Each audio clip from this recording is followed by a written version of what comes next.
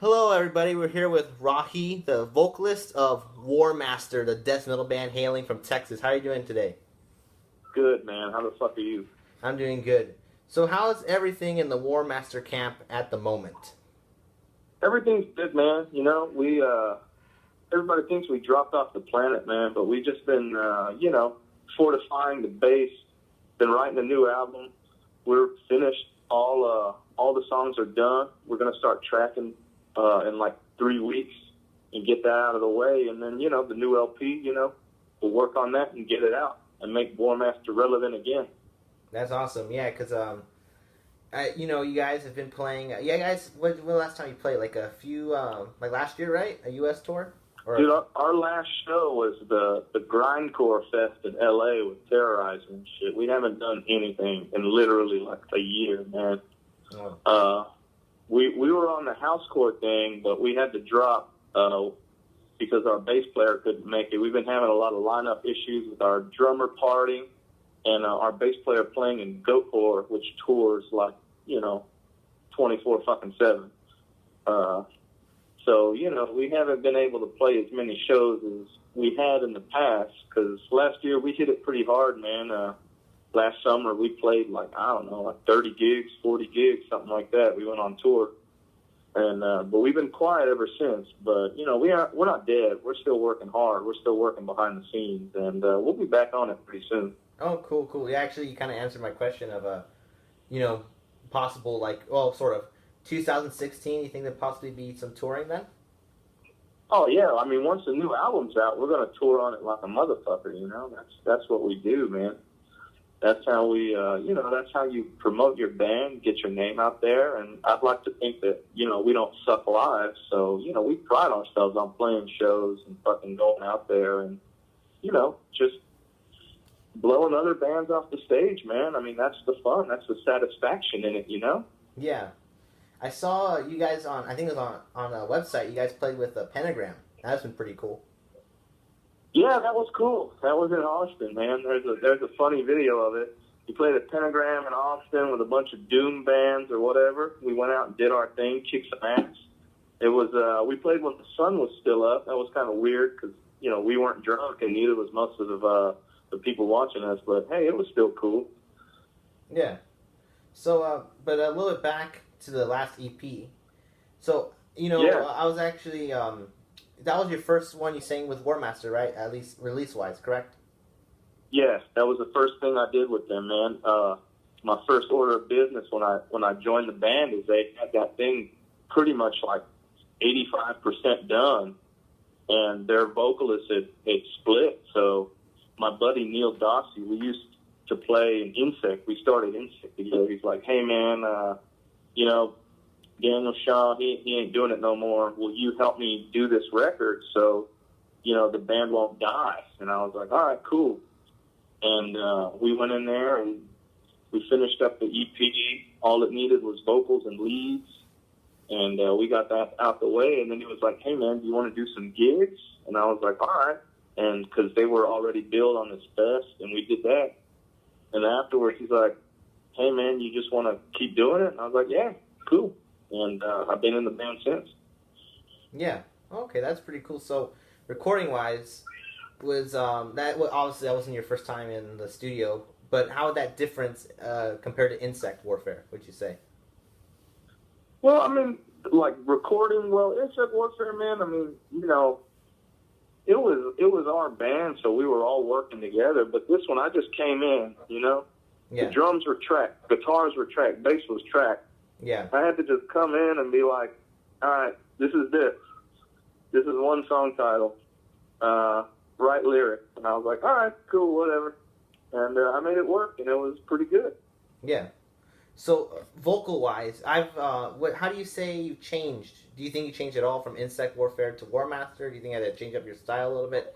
Or do you say it's pretty much the same thing? I mean, not necessarily change my style, but, it's different. The tempo is different. Yeah. The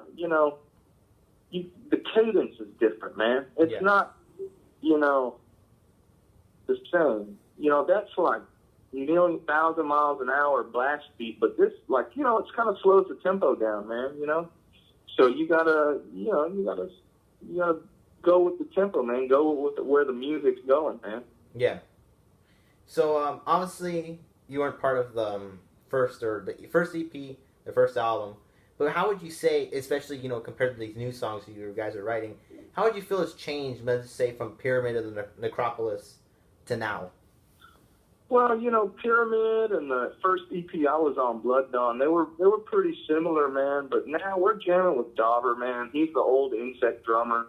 So we just want to blast, man. We want to go fast. We want to go everywhere. We want to do what, essentially we like and what we want, man. Yeah. A lot of people label us as bolt thrower, worship, bolt thrower clones and shit like that. But, I'm not doing it to worship bolt thrower. I don't worship shit, dude. I'm doing it to be the best.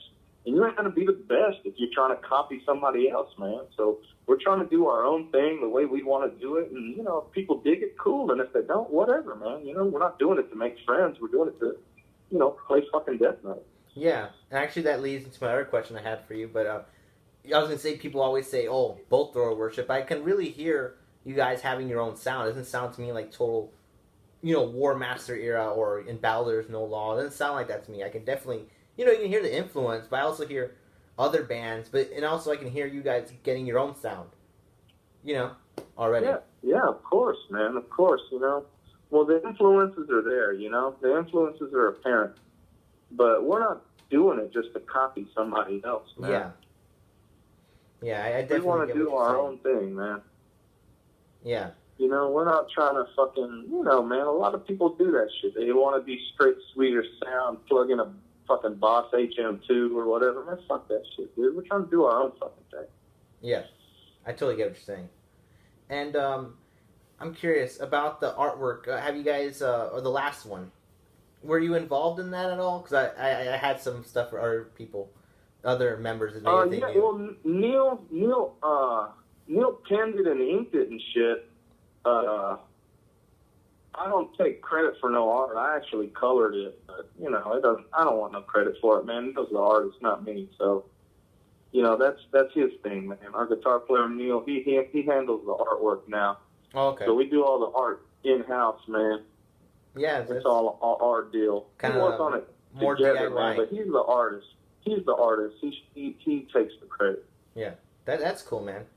That's it's probably better to get it, like you said, get it done inside house, so it's all, it's all just a band effort. Yeah, of course, man. We're all working towards the same thing, Yeah. It's not like you hand some dude, hey, man, this is my vision. Can you interpret it for me? It's like we know exactly what we want, and we know exactly what we're getting with the end result, because, it's our vision that we created. It's our expression, the artwork. It's not just some guy being like, oh, okay, I mean, it's cool, man. I got a lot of respect for the artists out there, especially death metal artists who do strictly death metal art. But, this is us for ourselves, Yeah. So it's doing the artwork ourselves is another outlet of, our vision and what we expect to see. Yeah, I get what you're saying.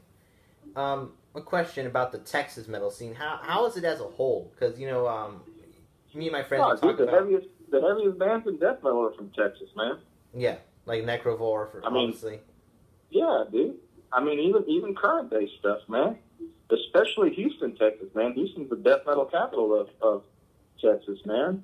We're holding it down straight out of Houston, Texas. Our boys in Blaspherian, our boys in Imprecation. I mean, that's as death metal as you can fucking get, man. Yeah. I want to ask because, at least in the coast side, a lot of people don't know about the Texas metal scene or anything in the Midwest. It's kind of not known. That's why I want to get... just the way the country's divided, man. You got East Coast, you got West Coast. A lot of people love that New York death metal, and, that stuff's awesome, too. But, not a lot of people even traveling or even guys in other bands take the time to travel down to Texas, man. Texas is, it's a ways out the way, Yeah. Just for us to drive out of Texas, it takes 8 hours just to drive to El Paso just to get out of Texas, Yeah. That's how big Texas is, man. We other cities, we refer to them not by how many miles away they are, but how many hours they are to drive to. And, just to drive to the West Coast, that's 8 hours just to get to El Paso. And there's a lot of ripping bands in El Paso, too, man. Satanic Goat Ritual, Nexel, Niopolis, heavy shit in El Paso, man. For as small as the scene as it is, man, it concentrates a lot of fucking heavy, evil shit. Yeah. I definitely get what you're saying. Yeah, thanks for, suggestions, because that helps for people to know what's out there, especially within the Texas metal scene. So, I have a question. This is about insect warfare. Do you come from a punk background? Because obviously, for people who don't know, listening, it's a grindcore band. And actually, I'm not a big grindcore fan, but I did listen to your album, and I very much enjoyed it. So, sure. Yeah, so do you come from a punk background, or just more of you got interested in grindcore, or is it a mix? Dude, when I was a kid, like a high school kid, I just wanted the most brutal, nasty shit I could find, man. I just wanted the sickest of the sick, man. And to me, that was grindcore, man. That's what I identified with, man. It was just brutal. It was raw, but it wasn't like black metal raw, man. That shit don't appeal to me, man. That shit ain't me, Mm-hmm. So that grindcore shit, man, it drew me to it, man. That period of time, late 90s fucking grindcore is the shit I loved. It was the records I was buying, and it was the sound that I wished to create in my own band, Yeah, I get what you're saying. Would you, what are some bands that influenced you grindcore-wise for your band? Man, there's a bunch, dude. My favorites were Gore Beyond Necropsy, Arse Destroyer, Warsaw. Just the sickest grind they had at that period of time, man. And I'm sure a lot of bands have come since then, which have, been bad as fuck. But those are ones that particularly that, to me, I still listen to and I still enjoy. Yeah. What do you think of crust punk? Crust punk? Man, crust punk's cool. Crusties ain't that cool. Crust punks are kind of cool, man. It's just that, they got that crust label, which, you can't really enjoy the music because the people are fucking real shitty. So it kind of draws away from it, man. Bands like Disrupt and shit like that, it's pretty fucking heavy, man. Yeah. That crusty D-beat shit, it's heavy as fuck. But, just because it's crust, you imagine a crusty. You imagine some guy, fucking tattered rags for clothes, a white T-shirt covered in filth that's almost gray with an emaciated dog on a leash, asking you for money, and then asking you for a cigarette, and then telling you to go fuck yourself when you tell them no twice. So, it's got a bad rap, but, man, the guys playing in crust bands, they ain't no fucking panhandling fucking motherfuckers like that. It's just, it goes with the territory, man, These are the people that associate themselves with that music, and I think it kind of detracts from what bands are trying to do because fucking stinky idiot crusties kind of make everybody look bad. Yeah, I get what you're saying. So we're talking D-beat. Actually, I like quite a bit of D-beat, like Anti-Simex. Oh my gosh, Driller Killer. Dude, that shit's fucking awesome. Yeah, Shit Liquors, Anti-Simex, man, Mom 47, all that fucking Swedish shit. It's fucking awesome, dude. Yeah, actually, I know it's kind of an unpopular opinion, but I kind of think Anti-Simex took what Discharge did and actually made it better. In my just one man's opinion. Yeah, dude. I mean, that shit was bad as fuck, man. I mean, and if you look at that early Swedish death metal scene, man, I mean, that's the shit that spawned it, man. Oh yeah. Fucking Carnage and fucking Entombed and all that shit, man. If there weren't those fucking punk bands, DB bands kicking so much ass. Would there have been fucking Dismember and Entombed and shit like that? Yeah, that's a good question, because as you said, if you look at sometimes their shirts, they're having Discharge shirts or Anti-Simex shirts or Doom. Yeah. And all that. Yeah, man, So what do you think of the Swedish stuff? What's your opinion on Entombed after Clandestine, I think that's how you say it. Man, I don't like that rock and roll stuff.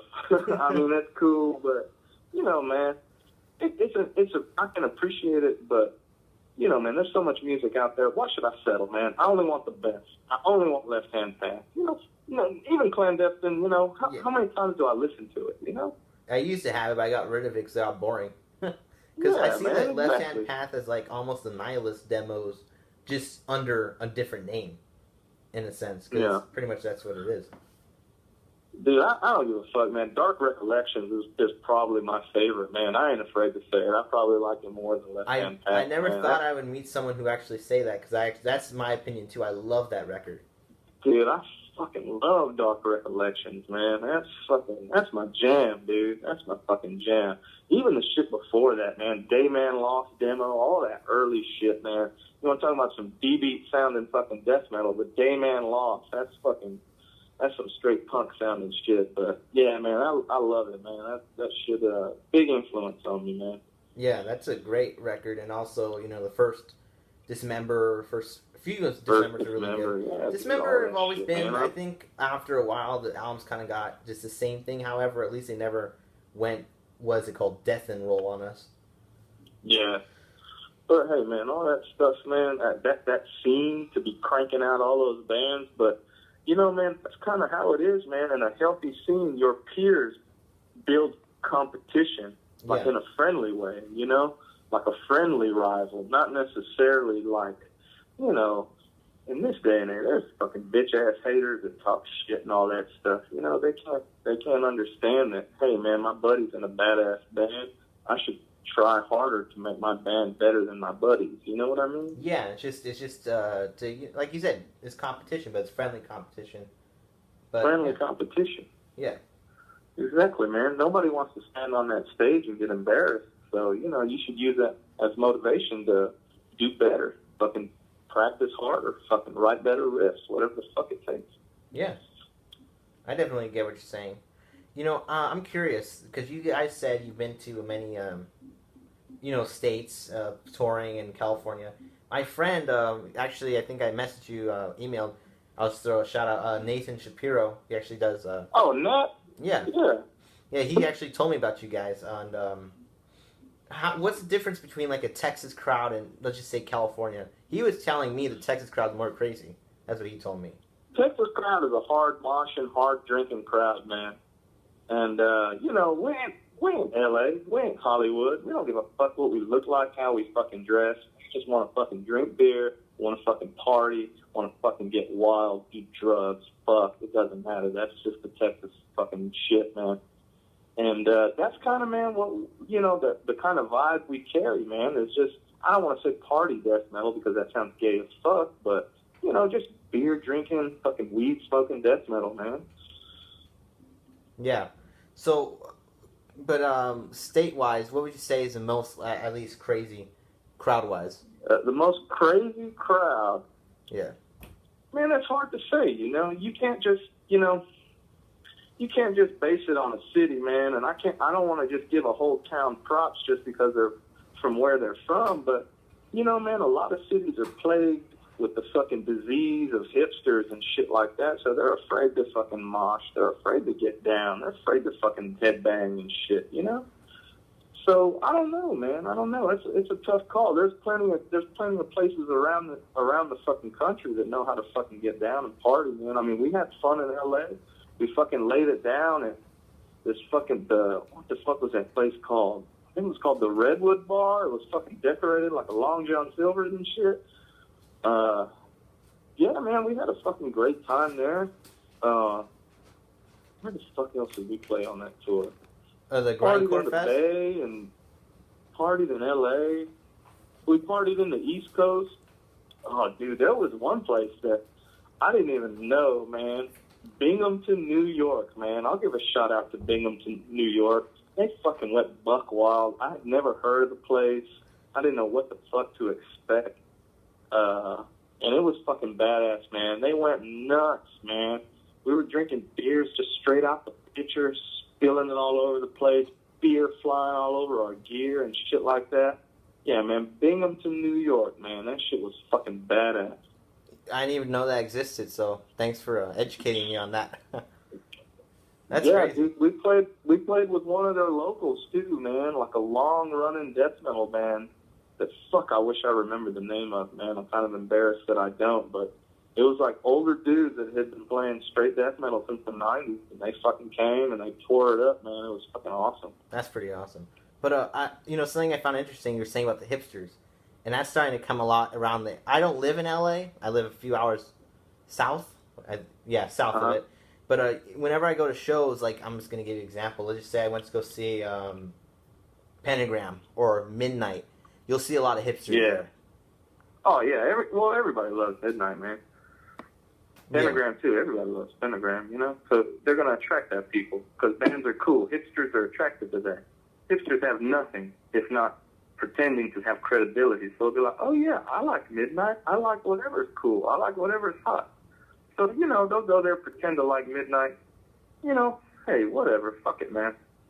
I don't give a fuck about those people. I don't concern myself with them. Yeah. Because you know what?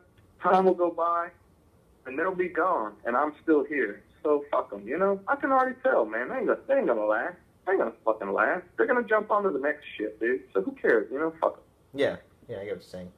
So, I'm back to a little bit about Texas metal. How is, like the traditional heavy metal scene, is that even is it mostly like death and black metal, or is there like thrash too, or is it just a mixing? Traditional heavy metal, man. We got Militia out of Austin, Texas, man. That's a long-running traditional heavy metal band. We got Hellstar out of Houston. You know, Riot was, you know, based out of San Antonio for a while, man. Riot was, you know, they're hot, man. I love Riot. They're playing under the name Riot 5 or whatever. But whatever, man. I mean, it is what it is. That stuff goes in waves, man. Nobody cares about the traditional heavy metal right now, man. It's not cool. It's not hot. You know, kids aren't flocking to, you know, start traditional heavy metal bands, but that shit comes in waves, man. Even death metal, man. I mean, you know, whatever. As long as you're true to yourself, man, if it's what you love, you're going to do it. If it's not, you know, then you're just fucking hanging on and just pretending. Yeah. People like that, they don't last. Yeah. What's your opinion on black metal? You know, man, I like it. I can enjoy it, man, but the whole image, it doesn't appeal to me, man. It's not who I am. I like to laugh and drink and have fun and party and joke around. I don't like to stand around with my arms crossed and be evil. I'm not evil, you know? I'm not fucking evil. I don't worship Satan, you know? I mean, I'm not, you know, I don't fucking worship Jesus either, but I'm not fucking Satanist. You know, I don't pretend to be. So it never really appealed to me, you know? I guess some of the stuff's extreme or brutal or whatever, but just, you know, it's just, I don't know, man. Half the shit's fucking Nazi shit. The other half is fucking Satan shit. You know, it doesn't appeal to me, man. More so, man, is when I was a kid, man, I just remembered the people I would meet that were black metal people, and those fucking suck. So I was like, man, I'm going to avoid these fools. They don't know how to party. They don't know how to have a good time. So I just never got into it, man. You know, no disrespect to anybody who plays black metal, you know? Yeah. But me personally, you know, it ain't for me. You know, if someone played me a black metal band and I liked it, cool. But if I don't, whatever, man. I ain't trying to hate. I'm just being myself. Yeah, I get what you're saying. And just before I'm almost at my kind of end of the questions here, but back to a little bit to the new album. When do you think we expect that? This year or end of this year, next year? Oh, it'll probably be done before the end of 2015. I mean, we're finna track it and do all the shit, and then you know, then you gotta wait, master it, you know, take care of your label, get a label to pick it up, and then you know we gotta do the artwork and shit, you know. So, okay, but we're staying on it, man. We're pretty fucking focused. So, I mean, it'll be out before 2016, that's for sure. It'll be out before the end of the year. Okay, that's awesome. And then I guess I'd ask for anybody, maybe from Europe, who maybe tunes in or listens in, any possible European tours?